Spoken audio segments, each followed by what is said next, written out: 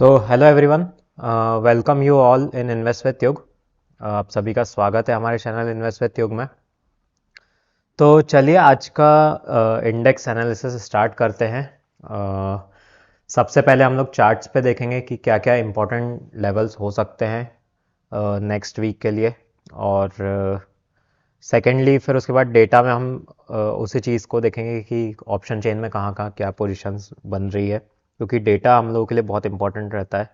जो भी हमारे ट्रेड्स रहते हैं, सबसे पहले सिग्नल हम डेटा में देखते हैं, फिर उसके बाद जाके हम लोग चार्ट्स पे उसी चीज़ को कॉन्फ्लुएंस करते हैं, उसी चीज़ को जाके कि क्या डेटा में या फिर कैसी पोजीशंस बन रही है, उन्हीं को चार्ट्स पे हम लोग एक बार देखते हैं। और तीसरी चीज़ कि कल मार्केट ओपन है और अभी रिसेंटली एक नया सर्कुलर आया है सेबी का कि कल के market timings around 9:30 to 3:30 normal रहेंगे, जो नॉर्मल वर्किंग डेज में रहते हैं।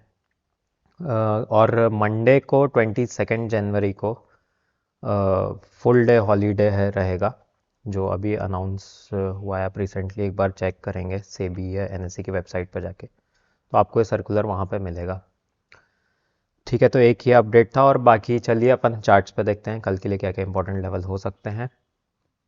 तो ये है बैंक निफ्टी का चार्ट और एज पर प्राइस एक्शन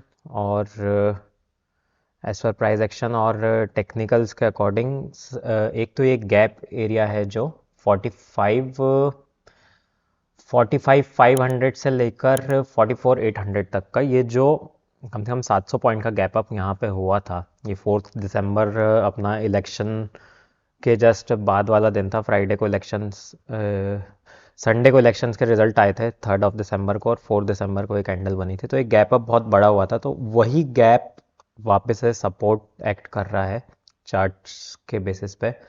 और बीच में एक ये छोटा सा सपोर्ट और है जो यहाँ पे एक्ट कर सकता है। ये इसकी प्राइस रेंज है 45,400 से 45,300 100 पॉइंट्स का। ये एक जोन है जो सपोर्ट एक्ट कर सकता है प्राइस के लिए। तो एक चीज़ और चार्ट्स के बेसिस पे हम लोगों को देखने को मिल रही है कि एक पैटर्न और इमर्ज हो रहा है बैंक निफ्टी के चार्ट पे। तो एक बार हम देखते हैं कि जो we are seeing this as a head and shoulder, अगर ये फॉर्म होता है पूरा, अगर ये स्ट्रॉन्ग अपमूव यहाँ से आता है, तो ये कुछ ऐसा पैटर्न फॉर्म हो सकता है जो ये नेकलाइन रहेगी इस पैटर्न की, और इसके ऊपर एक ब्रेकआउट दे सकता है बैंक निफ्टी। तो पैटर्न्स वही है, फॉर्म होने से पहले हम लोगों को इमेजिन करने पड़ते हैं, imagine I mean pre assume करने पड़ते हैं वो पैटर्न्स को, और उसके अकॉर्डिंग एक्ट करना पड़ता है। अगर लेट हम लोग पैटर्न बनने के बाद एक्ट करेंगे तो obviously we will like stop loss hunting और फेक अप मूव्स और फेक डाउन मूव्स हो सकते हैं हम लोगों को, मतलब हमारे ट्रेड्स में हम लोगों को उस चीज़ से डिफ़िकल्टी आ सकती है। तो इम्पॉर्टेंट लेवल हमने बता दिया, एक गैप जोन है 700 पॉइंट्स का जो इम्पोर्टेंट सपोर्ट एक्ट कर सकता है। ऊपर से रेजिस्टेंस है 46,300 का लेवल है।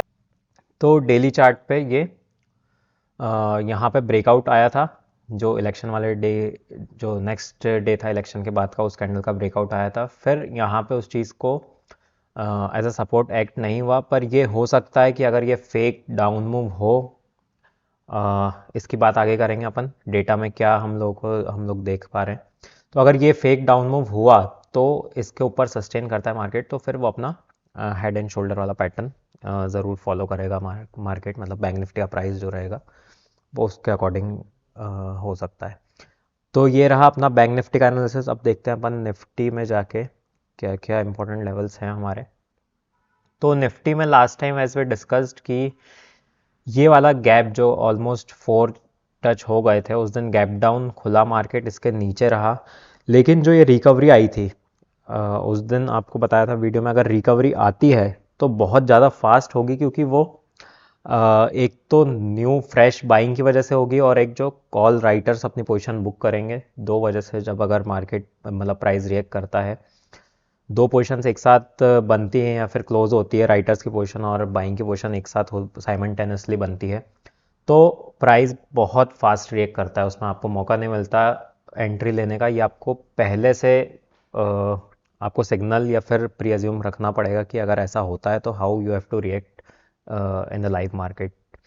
ठीक है, तो यहाँ पे अपना ये अपना इम्पोर्टेंट जोन था जो ब्रीच करा था गैप गैप डाउन के साथ, फिर फास्ट रिकवरी आई, फिर आज वापस से गैप अप हुआ, जो ये हम लोगों का लेवल था 21,600 के अराउंड।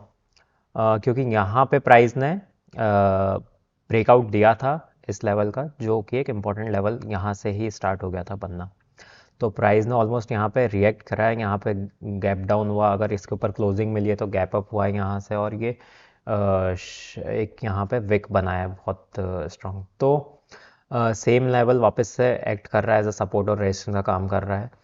तो प्राइस के लिए सपोर्ट अभी इम्पोर्टेंट ये है 21,600 का लेवल, अगर ऊपर की साइड पे हम रेजिस्टेंस देखें तो 21,720 के अराउंड अपना रेजिस्टेंस मिलता है, और अगर प्राइस इसके नीचे हुआ तो अगेन ये जो अपना गैप वाले जोन है ये वापस से सपोर्ट का एक्ट करेगा 21,500 का। तो ये पूरा एनालिसिस रहा चार्ट के बेसिस पे।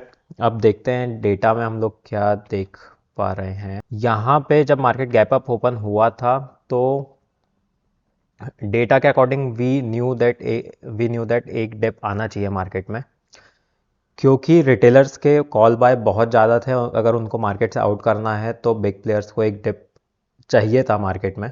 तो एक उस बेसिस पे एक वो व्यू था, और फिर लाइव मार्केट में पोजीशंस बनी थी यहाँ पे, ये 46,200, 46,100 और 46,300 के स्ट्राइक प्राइस पे जो एकदम ह्यूज ओआई बिल्डअप हुआ था, ये 10 साढ़े 10 के अराउंड यहाँ पे बहुत बड़ा ओआई बिल्डअप यहाँ पे हुआ था। तो ये आईवी के चार्ट्स में अगर आप लोग देखते हैं तो आईवी उस टाइम स्क्वीज हो रही थी, मतलब एक पोजीशन एक्यूमुलेशन चल रहा था विद हाई ओआई बिल्डअप, और आईवी स्क्वीज के साथ एक पोजीशन बिल्डअप चल रहा था वहाँ पे पुट साइड में, पुट बायर्स का। 10:30 के around we got signal from our options chart, और ऑप्शंस डेटा के अकॉर्डिंग जो हमको सिग्नल मिला था उस बेसिस पे वी बॉट पुट हियर, और ये 45,900 के पुट्स बाय किए थे अराउंड 380 के आसपास, और कुछ 600 के आसपास हम लोगों ने बुकिंग करी थी। और तो ये रही ट्रेड, और कल के लिए या फिर नेक्स्ट वीक के लिए क्या हम लोग देख पा रहे हैं डेटा में, एक बार वो डिस्कस कर लेते हैं। तो ऑप्शन चेन में एक बार हम लोग देख लेते हैं कहाँ कहाँ क्या पोजीशन बनी हुई है। ओ टी एम सी में ओ आई बिल्डअप हुआ है यहाँ पे, और I T M P side भी बिल्डअप हुआ है। तो ओ सी के बेसिस पे हम लोग यही देख पा रहे हैं कि एक शार्प अपमूव आ सकता है 21,800 या 21,850 तक का एक शार्प अपमूव आ सकता है। और दूसरी तरफ बैंक निफ्टी में भी ओ टी एम सीज में काफ़ी ज़्यादा पोजीशंस बनी हुई है। ठीक है, कॉल बाय हैं ये 19,000 जो कॉन्ट्रैक्ट्स हैं। तो ओपन इंटरेस्ट जो, तो आइए अब अपन ये देख लेते हैं कि जो ईओडी डेटा आता है पार्टिसिपेंट्स का ओपन इंटरेस्ट और वॉल्यूम डेटा, उससे हम लोग क्या अज्यूम कर सकते हैं। तो हम लोग ये देख पा रहे हैं कि यहाँ पे नेट बाय पोजीशन है जो क्लाइंट्स की, ये अराउंड 20 लाख कॉन्ट्रैक्ट्स हैं जो क्यूमुलेटिव जनवरी की पोजीशन है। ये वो चीज़ हम लोग देख रहे हैं, यहाँ पे 20 लैक्स बाय साइड में है कॉल्स में। On the other hand F I Is are net buy, मतलब पुट बाय हैं इनके नेट ऑप्शन पोजीशन में। फ्यूचर्स में देखें F I Is are heavily negative, heavily shorts उनके बिल्डअप हुए हैं, 86,000 कॉन्ट्रैक्ट्स शॉर्ट्स बिल्डअप हुए हैं जनवरी के मंथ में। और on the other side clients के 1,21,000 फ्रेश मतलब जनवरी में जो बिल्डअप हुआ है फ्यूचर्स लॉन्ग।